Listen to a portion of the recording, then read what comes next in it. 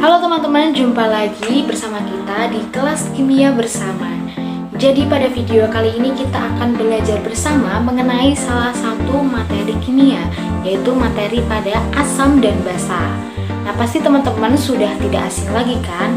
Oke, langsung saja kita masuk pada materinya. Jadi yang pertama kita akan membahas apa itu asam basa. Jadi asam basa sendiri, yang pertama kita bahas tentang asam. Jadi asam itu merupakan zat yang memiliki takaran atau keasaman atau juga disebut pH kurang dari 7. Nah, sedangkan basa itu merupakan zat yang memiliki keasaman itu lebih dari 7. Namun ada juga nih teman-teman pengertian lain dari asam dan basa menurut 3 teori. Jadi yang pertama ada teori menurut Arrhenius, kedua ada teori menurut Bronsted-Lowry, dan yang ketiga ada teori menurut Lewis. Nah, untuk teori menurut Arrhenius sendiri, jadi asam itu merupakan senyawa yang dilarutkan dalam air dan ia akan menghasilkan ion H+.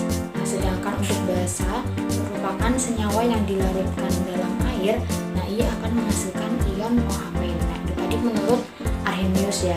Nah, kemudian kita lanjut pengertian asam basa menurut teori Bronsted-Lowry. Nah, kalau menurut Bronsted-Lowry ini berhubungan dengan donor dan donor proton ataupun akseptor proton. Jadi kalau asam itu cenderung memberikan protonnya atau biasa disebut sebagai donor proton, sedangkan kalau untuk basa dia cenderung menerima proton atau biasa disebut sebagai akseptor proton. Nah, yang ketiga ada teori menurut Lewis. Jadi teori menurut Lewis ini mengartikan bahwa asam merupakan zat yang dapat menerima elektron, sedangkan basa merupakan zat yang dapat memberi elektron.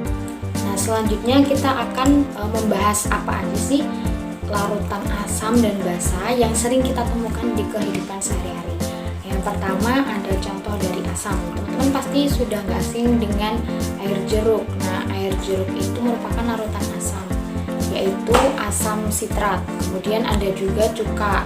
Cuka itu mengandung asam asetat. Nah, asam asetat ini juga merupakan salah satu zat asam. Kemudian ada juga asam klorida. Nah, kemudian untuk contoh dari basa. Nah, basanya juga sering nih kita temukan dalam kehidupan sehari-hari. Yang pertama ada sabun. Kemudian ada juga pupuk, karena pupuk mengandung amonia. Nah, amonia ini merupakan salah satu dari zat basa tersebut. Selanjutnya kita akan membahas mengenai apa itu pH. Jadi pH didefinisikan sebagai negatif logaritma dari besarnya konsentrasi atau molaritas ion hidrogen terlarut saat suatu asam terionisasi di dalam larutan berair. Secara perhitungan matematika, pH itu dapat dihitung atau dapat didefinisikan yaitu dengan pH sama dengan log konsentrasi H3O+. Nah, ini berlaku untuk larutan asam.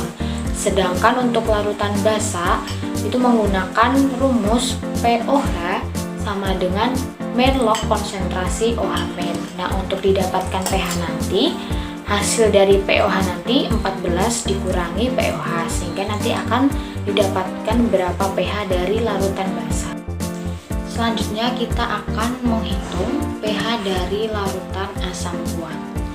Jadi berapa pH dari larutan HCl 0,1 m pada suhu 25 derajat Celcius. Nah, sebelumnya kita ketahui bahwa HCl adalah asam kuat, dan asam kuat merupakan larutan asam yang terionisasi sempurna, sehingga larutan tersebut memiliki derajat ionisasi 1. Maka dari itu kita menggunakan rumus yang pertama, kita mencari konsentrasi dari H+-nya dengan rumusnya yaitu massa molar dikali valensi asam. Nah, pada percobaan ini diketahui massa molarnya sama dengan 0,1 molar.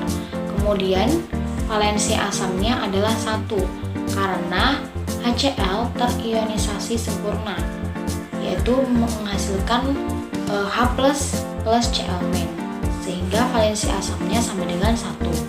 didapatkan hasil dari konsentrasi H+ sama dengan 0,1 mol per liter. Kemudian selanjutnya kita menghitung pH menggunakan rumus main log konsentrasi H+.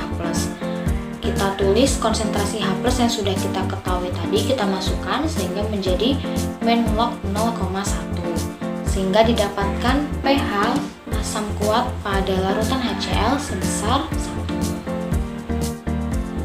Soal selanjutnya adalah menghitung pH dari asam lemah.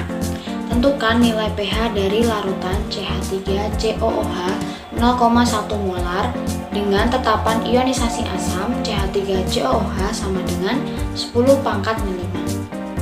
Nah, kita ketahui dulu bahwa larutan CH3COOH ini merupakan asam lemah, dan asam lemah merupakan zat yang terionisasi sebagian, sehingga derajat ionisasinya itu berkisar lebih dari 0 dan kurang dari 1. Berkebalikan dengan asam kuat tadi. Kalau asam kuat tadi itu terionisasi sempurna sehingga derajat ionisasinya sama dengan 1.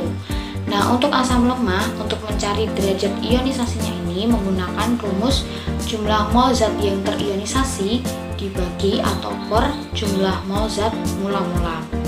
Nah, pada soal ini tidak diketahui derajat ionisasinya, sehingga untuk mencari pH-nya kita menggunakan rumus konsentrasi ion H+ sama dengan akar Ka dikali Ma, di mana Ka ini merupakan tetapan ionisasi asam, kemudian untuk Ma merupakan molaritas dari larutan. Nah, kemudian kita masukkan angkanya bahwa tetapan ionisasi asam itu sama dengan 10 pangkat min 5. Kemudian kita kali dengan molaritasnya yaitu 0,1, didapatkan konsentrasi ion H+ sama dengan akar 10 pangkat min 6. Nah, untuk perhitungan akar 10 pangkat min 6 ini, pangkatnya sama saja kita bagi 2, sehingga hasil dari konsentrasi ion H+ sama dengan 10 pangkat min 3 mol per liter. Kemudian kita substitusi konsentrasi ion H+ ini pada rumus pH, yaitu main log konsentrasi ion H+.